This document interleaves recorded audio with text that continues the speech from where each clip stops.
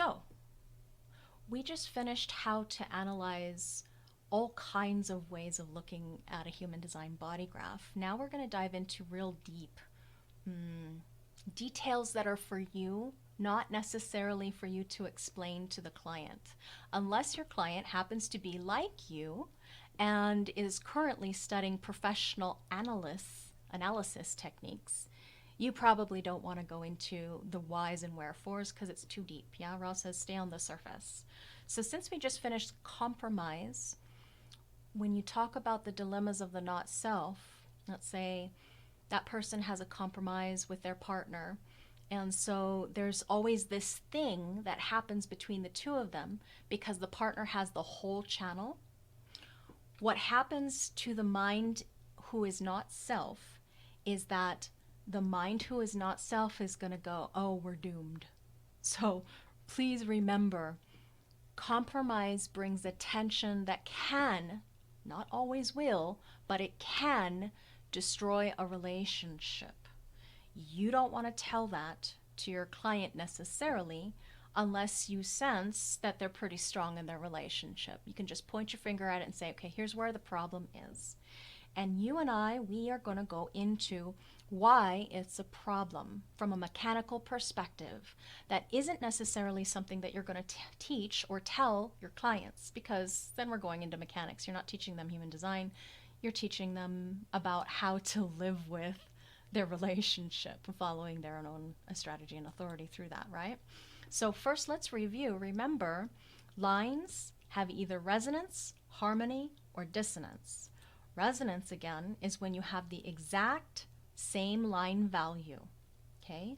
Exact same. So in one person, they have a 3 in that same channel or in the profile. The other person has a 3 as well. And we're talking about resonance. What's going to resonate? Where are we on the same wavelength? You can see literally right here we have the same wavelength when we talk about resonance. Okay, so resonance, as it shows up in a relationship, a connection chart, what happens is you usually don't notice it because it works smoothly. Of course, if we're third lines, we're both going to trial and error, discover, be determined, resilient, adapt, make and break bonds. But you can see the quality of sameness, resonance is sameness, is not going to be as much of a problem. So when you're talking about electromagnetics, attraction and repulsion, think about a hose that's been turned on, a garden hose, okay? Let's all turn on a garden hose all the way open. We have this full force of water, right? So depending on what the connection is, the connectivity is between that person and the other in a full channel, let's say it's an electromagnetic, then they won't necessarily notice any problem there. They will still need bonds made and broken, right? Because that's the nature of a third line. But that is something that won't be an issue. And then when we talk about a compromise, it will take longer for the compromise problem to rear its ugly head and say, good God, I can't believe it. Why? It's more of the, oh, this is okay, in the beginning. Why do you always have to be like this? Well, it's okay. I'm like this too. We have a quality of sameness. So lines that have the same value, resonance, quality of sameness. Now, if we take a look at harmony, harmony is where we have lines that occur in parallel positions in each trigram. So you remember this from your Rave ABCs, where we took the lower trigram and we put it right next to the lines of the upper trigram, and now we can see that the 1 and the 4 are foundational to their respective trigram, right? Foundations. 2 and 5 are projection lines of their respective trigrams, and 3 and 6 are respective lines of transition, whereas the 3 is transitioning to the upper trigram. Oops, I didn't know that was there, banging into things. The 6 is actually a transition line from this hexagram, the 5 being the furthest differentiated line quality, the most transpersonal of all the lines. And right here at 6, it's actually not part of a hexagram anymore. It's moving to the next hexagram. So it's a transitional line. So when you have a connection chart where we have electromagnetics coming together that are harmonic, they're dissimilar enough to be interesting, and they're similar enough to have harmony. So quite literally, think about it. If you've got an electromagnetic, you're talking about one person bringing the harmonic gate to the relationship, that the other person has a harmonic gate. We now have a channel, and if there are harmonic lines there, it's going to be interesting, engaging. It's harmonic. There's harmony. There's a relationship, relatively speaking. Now, you are going to notice the difference, because if you think about, what these actually show up like, they are not exactly the same. They're similar. Okay, similar. So I would like to use similar to dumb it down and make it like, okay, so you guys are both similar in nature here. You don't have to say harmony and then explain, oh, well, lines occurring in parallel positions in each trigram. You don't have to teach them human design. But, oh, you've got similar nature. Where over here, there's a quality of sameness with resonance, right? Okay, so what happens when we are in we talked about the electromagnetic, if we are in a compromised channel, that harmonic relationship is not going to be as painful as, you guessed it, dissonance. So dissonance is where we don't have any qualities of sameness or similarity across the way of the harmonic gate in that channel. Okay, because remember, we're talking about channels first. And then we're going to take it and show you the meaning when it comes to profile in a little bit. Let's just stick with channels for right now. So see how we have all kinds of different waveforms going on. Dissonance is where there's, you could say, interference, and it's not the same, it's not similar. So to go a little bit deeper into this, what that might look like is a line 1 in a channel meeting a line 2, 3, 5, or 6. A line 2 in a channel meeting a line 1, 3, 4, or 6. A line 3 in a channel meeting the 1, the 2, the 4, and the 5.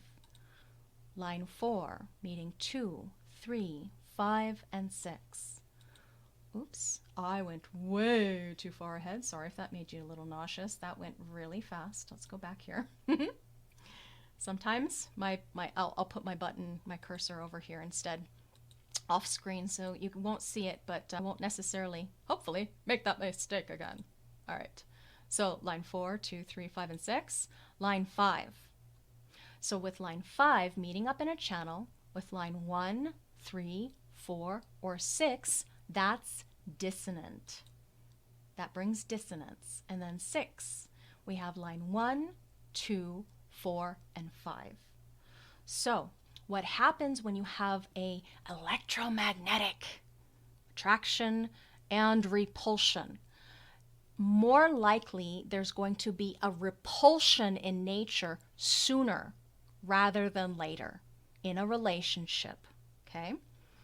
So those dissonant channels, when one person has the harmonic that is dissonant line quality-wise to the person's other side that they're bringing to the relationship, there's going to be that repulsion thing happening way sooner. So for the manifester, the irritation leading to anger. For the generator, the frustration, manifesting generator, potential anger as well.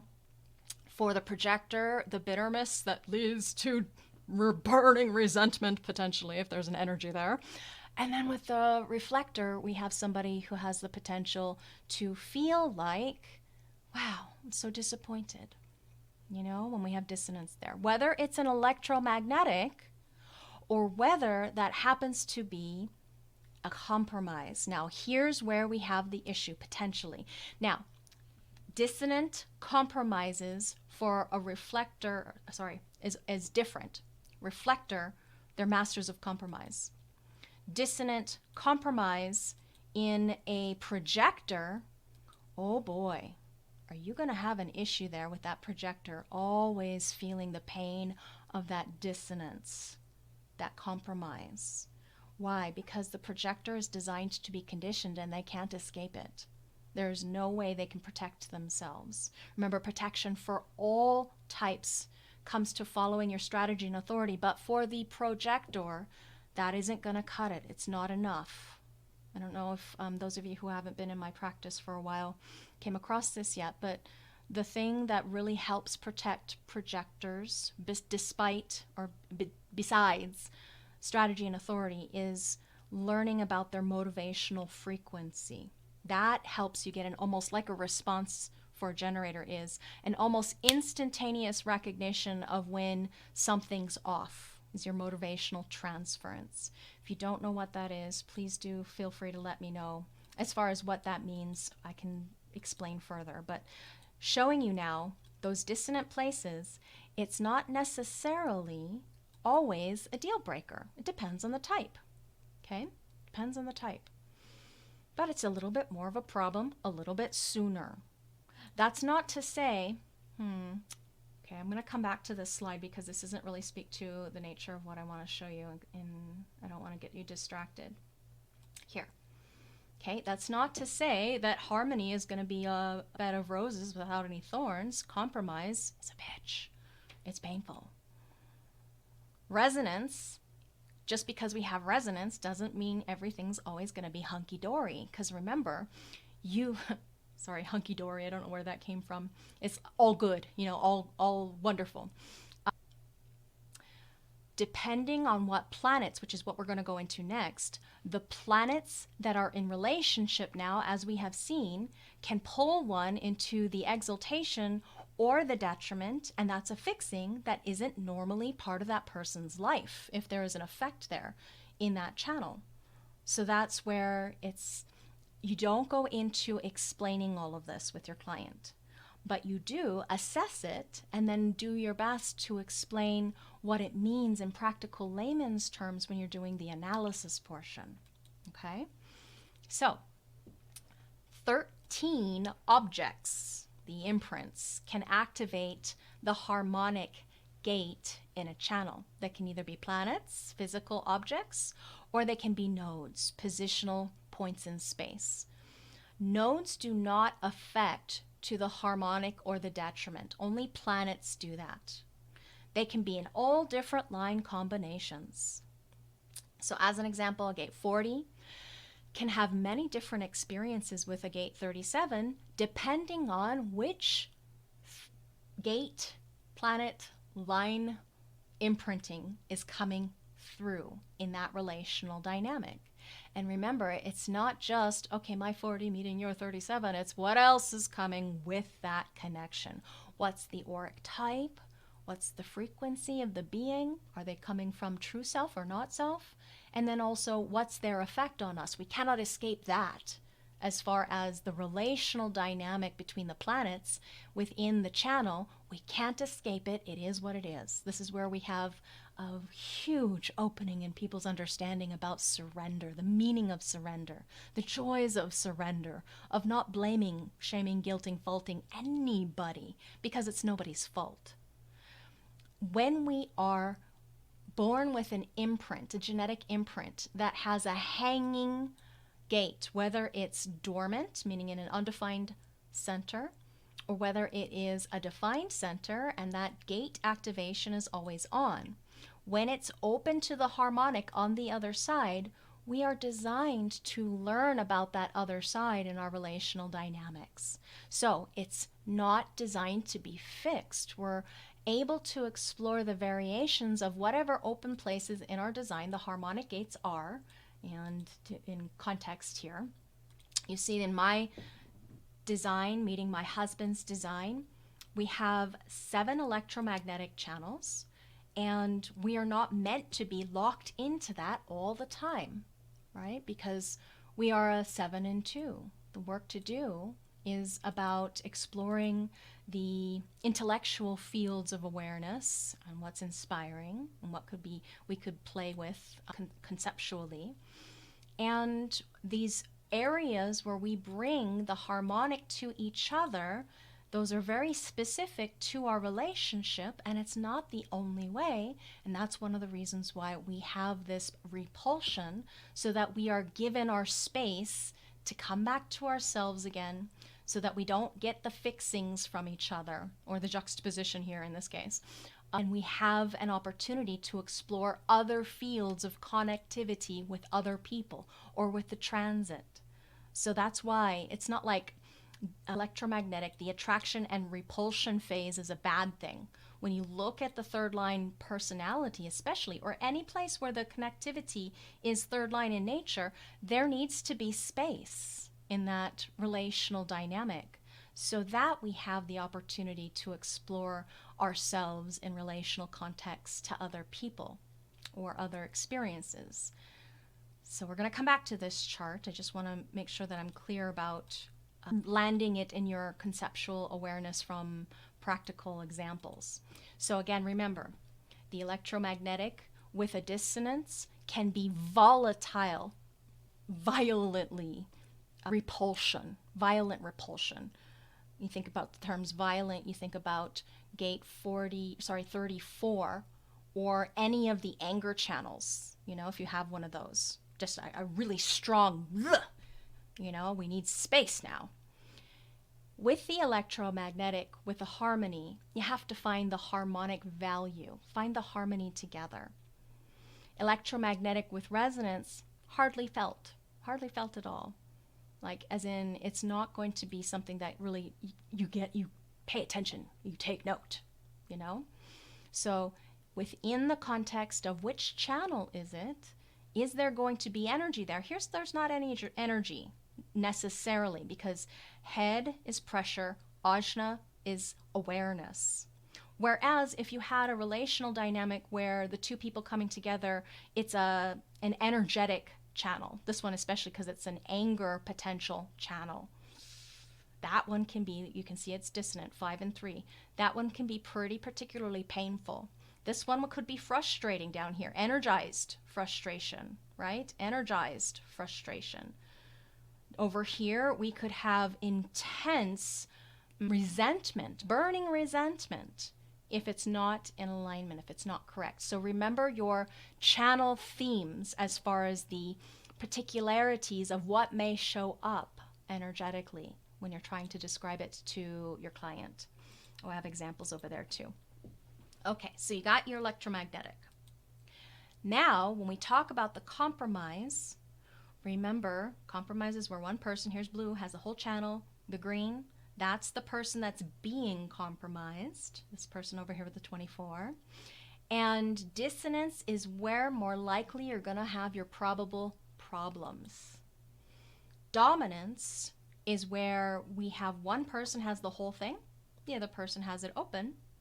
And so depending contextually on what planets are in there, that's going to be dominating the other person's experience of that person who has the whole channel, their strengths, their gifts, their talents, whatever the case may be, what they're bringing to the relationship, how the openness gets to experience the defined, their fixed mind in this case, or awareness. Now, companionship. This is again friendship, both people looking through the same window. And so if you have empathy or friendship, companionship, the connection here strengthens the harmony in the relationship. If there's harmonic gate activations that are in harmonic line values, then there's a deep commonality in that shared reality, but also enough difference to make it interesting and engaging and fun together. Okay, so there's our lines in relationship. Now let's talk about a different way of looking at line qualities from the profile perspective, not necessarily from a channel perspective, although that may happen. Because as an example, people whose incarnation cross, is part of their connectivity field to another person. Example, we see with my husband, his 45 and his 26. That's something that he, with respect to our relationship, it's already consistently on. You can see that that's already something that he has access to consistently because it's defined. But then we look to the nature of the 26. Remember, his undefined ego is there. And I personally, with my relationship to him, also help him with the harmonic gate. And you can see it's an exact resonance. He's a 26 is a fifth line. The 44 is a fifth line on my side, as well as I have a 2. So it's harmonic and resonant there. So that's our strongest connectivity field where we can have smoothness or success, the success of the material way, as an aspect of capitalism, the success, the creativity of making money together, and of course, sharing, supporting each other is a better word, supporting each other when it comes to how we spend that money. So when we're looking at profile now, profile is a different story. Remember, 70% of the sun's energetic imprinting, grounded by the earth, grounded in the earth, manifested. This is a person's purpose in their life. All of us being pulled towards our purpose, and we're attracted to the harmony and resonance of our profile gates. That's what we're looking for, especially if our sun and earth, or sun or earth, is undefined. Okay? When it's undefined, anybody who turns that on is going to be a deeply engaging place where we can have a relational dynamic. Like, oh, this person turns on the light of my purpose, or this person feels grounding for me when those gates get activated, sun or earth. So it's most of what we are, 70%, a key connection between people. And you can see that it's the mechanics of the connection in support of our purpose in life. We can definitely see potential problems here. So remember, there are no rules for the 9-centered, awake, aware human being. I'm going to remind you that everyone has everything, and in transcendence, when you become the archetypal nature of this costume in your life, you are resonant to all 64 gates from a mental perspective in the third line value, if that's your conscious personality, right? And the fifth line quality, if that's your conscious personality, will resonate to all 64 gates from the fifth line perspective. So what happens then is there's 2 ways we can look at profile analysis. Not just the nitty gritty that I just explained to you, where we're looking, okay, across the way from the 3 over here to the 5 in him, but also from the 5 to the 3 in me. You can see that's a repeating pattern in our dynamic. The 3 personality-wise, even though we're not talking about this relational dynamic of the channels here, we're just talking about looking from conscious personality to conscious personality, or unconscious design to unconscious design, because that's where we're comparing, you could say, apples to apples, the same or a similar thing in nature. So what awakeness is about is to move away from the characteristics of the body graph. Ra uses the term characteristics for gate and line activations. Those are characteristics, nuances and subtleties, accents to what one is living. See, life purpose fulfillment is not just about this up here, but that's 70%, by golly. So it's a big deal. Okay, so when you fulfill your great big role and costume and purpose, you're transcending just those little nuances and subtleties and acting out on this grand stage of life at 50 and beyond, especially. Profile is where your purpose can be achieved. And so when we start to step into comparing profiles, let's leave behind that thematic of looking within the channel and just compare personality profile with personality profile, and design with design. Okay, just to keep it very simple, elegant, easy on your mind as well as your clients' minds. So when we analyze the profile, looking at a dissonant profile, their approach to life can be so dramatically different. Do you remember that 1 and 2 are exactly polar opposites of each other? 3 and 4, so different. 5 and 6, very different. So a 4, conscious personality-wise, versus a 3, as an example, dissonant, very, very different relative to how they are aware of the world. Because your personality consciousness, the core, conscious core essence, is your motivational awareness, your frequency of motivational correctness, the broadcasting of your conscious light of awareness, okay? So that's very different. When we take a look at resonance, of course, 1 to 1, 2 to 2, and so forth, just like we looked, resonance and harmony, 1 to 4, 2 to 5, 3 to 6, they can grasp each other or reach across the divide of their minds to have a relational compatibility with their conscious personality. So they can help each other in their fulfillment of purpose as well. Dissonance is everything else. Dissonance, when you find a profile that is in dissonance, is like the example that we looked at earlier. I spoke it out loud to give you good context and very clear framework. Dissonance may not be as compatible, relatively speaking. So now let's look at profiles. Okay, so you remember this slide from your rave cartography? We have our right angles, personal destiny, the fixed fate, the 4-1, juxtaposition, and then everybody else, left angle, transpersonal, karma. These are our 3 geometries in life. So I'm not going to read all of those because you should remember that. But if we look, most people are either going to live out their personal destiny, banging around, research and development, according to Ra, and right angles are not carrying karma, according to Ra. Okay, so it's not about carrying karma from a past life. We're self-involved, we're self-absorbed. There isn't anybody around that's going to necessarily alter our own path or trajectory. We have our personal destiny and we're going to get it. That's what geometry means because it's our own personal process.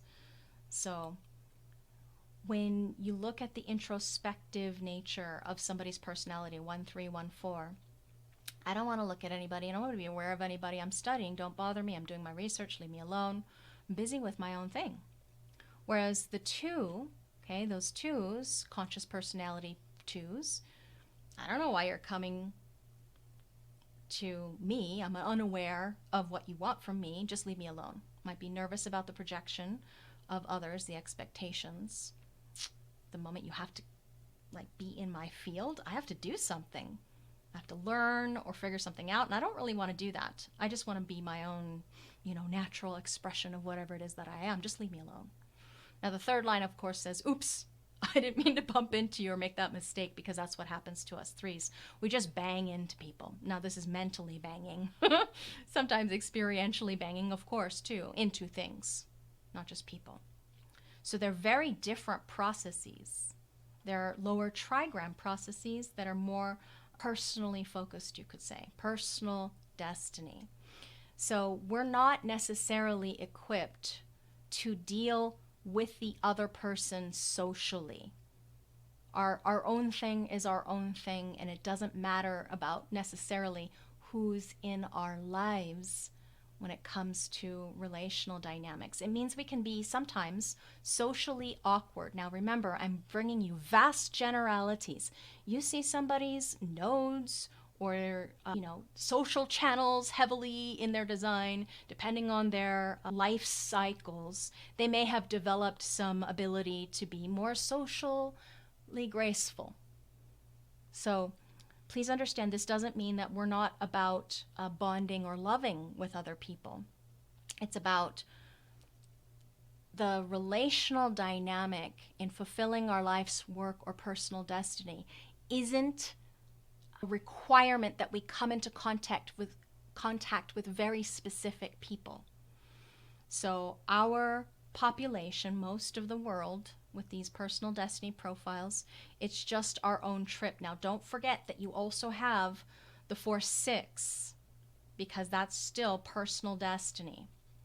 But these two line qualities are now upper trigram. So those two line qualities have more of a transpersonal comfort level with other people, because why? The 4 has this ability to externalize to the network. It's friendly, it's sociable.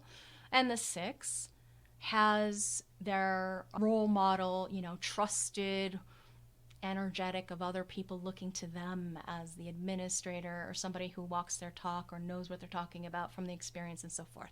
So there's more of a comfort level with other people, again, relatively speaking, not taking into account any post-traumatic stress disorder or trauma they might have encountered in their life, just in general, just as a thematic. So 4-6, still right angle. Can you see that? Right angle, lower trigram. As far as, not lower trigram, upper trigram, but personal destiny in nature. There we go. It is the only profile, and therefore incarnation cross, that is upper trigram, but still personal destiny. So it gives the illusion that whatever cross that might show up with that 4-6, that it's transpersonal, deeply transpersonal, and it's not. They're still doing their thing as far as their personal destiny. Now, why that makes a difference is because when we start to look at the fixed fate, comparatively speaking, the point of juxtaposition, right? There's this shifting where the 88 degrees movement actually changes the hexagram instead of the line. So now you've got a totally different, my mind said, beast on your hand, a human being on your hand. They're rare, right? It is the last 13% of the personality sun in a 4th line. So they are the only people that have a fixed fate. So as an example, if they drive into a tree, you know that was their fixed fate because that is their way. Nothing gets in the way of these beings living their fixed fates. They are the 2 foundational lines of their respective trigrams, right? The 1 being the foundation of the lower, the 4 being the foundation of the upper. So they're very fixed, so fixed that they can rarely be diverted off their track, or they shouldn't be, I should say. They barely can bend at all because they're externalizing that foundation of whatever it is that they studied. So don't try to divert them off their track. They have their own track. Now, Ross says that they are very easily broken. I can see that, but I can also see how they can be very strong in a sense when they're on track and on path and on purpose, when they have strong boundaries, when they've had the good fortune of living their design. They're very capable of laying down the law, the buck stops here, or saying no. It also depends on in context of their designs, okay, with regards to what type they are and so forth, and all their strengths and channels and such. Now, with the left angle, this is where, when you're analyzing a relational dynamic between 2 people, whomever is the left angle has transpersonal karma with the other. So you got 2 left angles on your hands, not uncommon, it happens. You know that they have karma with each other that they're here to work out. There's a little bit of a stuckness there. There we go. Okay. So they both have karma with each other. 5th and 6th lines are the most transpersonal in quality, the 5th more so than the 6th, because the 6 is, has this process of pulling back in the 30 to 50 year stage, on the roof, aloof, unattached, observer, not necessarily getting down in things. So they're ready to go out into the world and be the heretic and savior for the fifth line, or the sixth line, just observe the world as a whole. They're the ones who have to clean up karma from a past life. And the only way to unload that karma is to meet the old forces that they ended up having to carry the karma because of that dynamic. So, quite literally, there are people in our lives that are cleaning up karma. In this case, my 5-1 husband. When I had a past life regression series, I could feel that it was him. We had a relationship where he was responsible for my death, and that before we knew about this was like 3 years ago or something. Oh, more. 4 years ago that we discovered this from my past life karma regression. And what we knew before even we had this experience, he always felt like a personal sense of responsibility to my safety and security. So in this life, he's cleaning up karma. It's not about trying to figure out what the karma is. Be very careful not to advise anybody who has a 44, pretty sure it's line 4, okay? Go look in the Rave I Ching to be sure. Line companion. But the 44-4 should not ever dig into past life karma. Just leave it alone, according to Ra. Ra says, okay? So it's not about figuring out, who did what, but just allowing the karma to unfold and to resolve between the left angle and whomever it is that are in relationship with. So in order to have this process, the 5-1, 5-2, 6-2, 6-3, they're going to come into contact with people that perhaps are recognizable by them or seem familiar, and it doesn't necessarily mean that it's correct for them to engage. We always have to come back to strategy and authority. It's a good reminder as far as Ra is concerned that he would give you, is just because they seem familiar, just because you may have karma with them, doesn't necessarily mean that right now is the time to resolve that karma. Because remember, timing is everything, especially when you're looking at a first line, right? Timing is a keynote there. It's when is it correct? Remember, we have harmonic profiles here, so they're innocent in nature as far as their motivational frequency. Transpersonal personality awareness, they're here to universalize as far as the 5s are concerned. The 6 is here to have transitional, you could say recognition, response, impact, what else? Surprise, depending on the type, right? So these are specific geometries in life because our profile never changes. When you have a specific geometry of transpersonal karma, that means it's a limitation that you have to have allies with the right people. And you're never going to get those people in your life if you're not aligned to making decisions that you can trust, that brings you into the right place with the right people and so forth. So if you're transpersonal and you're in a relationship with somebody who is right angle, you might expect him or her to be deeply socially involved, and yet you know that they have another way. There is, as an example, going back to me and my husband, he has a transpersonal karma, not just with me, but other strangers and people in his life as well. And we used to be strangers back in the day, now we're not, we're married. So the 3-5, as an example, or 1-3, or any of the personal destiny people may have just as many encounters transpersonally as the transpersonal karma people would, but the transpersonal karma people, strangers of consequence, are here to have some kind of resolution of the karma, and they can only find that through their strategy and authority. So it's a big deal, you know, the awareness that comes from this resolution of the karma. And when it's done, it's done. As far as the karma is concerned. Sometimes relationships are done or over, and it's not about anybody's fault. It's just that the karma was resolved and it's time to move on. Nobody understands that more or better than third lines who are here to make and break bonds.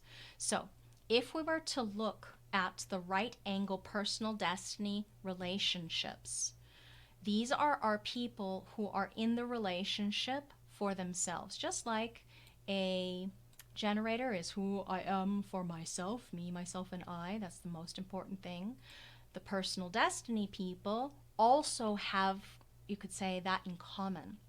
So here we have all these personal destiny people in relationship dynamic with other people, relatively speaking. Now, so what are we looking at when we're comparing and contrasting? Comparatively, we see the 1 and 1 has a resonance with 1, 1, harmony with 4 and 4, and 4 and 4, right? Personality wise. And then if we look, I'm not going to go through all of it because that's quite a lot, but if we look, the 3 is going to be dissonant with the 4 and the 4. So it's a similar thing that I showed you earlier, just showing you with the profiles listed. Dissonant with the 5, as well as dissonant with the 1, and the 2. But the other profiles are going to have a level of resonance or harmony. Now, it's very different to be a personality mind that is 1 comparatively to a body that is 1. But you can still look across the way and find some kind of shared reality. So as an example, if we go back to my design, oops, where did it go? Here. You see that personality-wise, Oren's conscious 5 is in resonance with my unconscious design. So it means that there's a little bit of a bridge that crosses the divide of comparison and contrast between our profiles, or how we fulfill our roles in this life, our life's work. Okay? But it's not exactly the same. It's very different. So it's challenging with the mind's process because a 5 and a 3 are dissonant. So our minds are dissonant. And that's, as far as helping the other person understand that it's not like they're trying to deliberately not see eye to eye or be ignorant of each other. Now, there's, of course, when you're talking about operating in alignment, sometimes the shadow state rears its ugly head, and then everybody's living in transference, as in motivationally not comfortable in their own skin and coming from a place of inauthenticity and out of integrity, and that's going to bring its own host of problems. But what you're doing in relationship analysis with these comparatively speaking, profile comparisons, is you're trying to help them bridge the gap. So what is similar, or what is a kind of sameness? Sameness, resonance, right? 1 with 1, 2 with 2, 3 with 3. Or harmonic, relatively speaking, with the 1 and the 4, the 5 and the 2, and the 3 and the 6. So karmic relationships, you're here to fulfill the karma with the other person. In a transpersonal being, that's what that relationship's resolution is about. With the juxtaposition, those rare beings that you find, it's fate. It is a fixed fate that you are with this person, whoever it is that happens to come into your life, and whatever the outcome of that relationship.